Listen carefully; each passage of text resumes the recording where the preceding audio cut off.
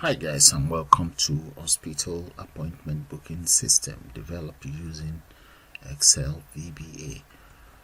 Now, as you can see, all we do is just enter data straight in here, and those are all of the information for this particular candidate or patients.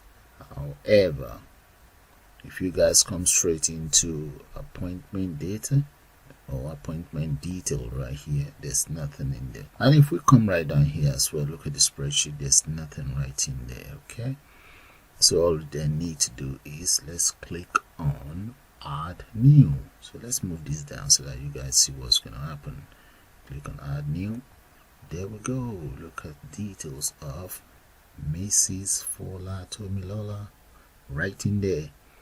Okay, and just for your information guys, this is just an overview, and I'll see you guys with the full tutorial shortly.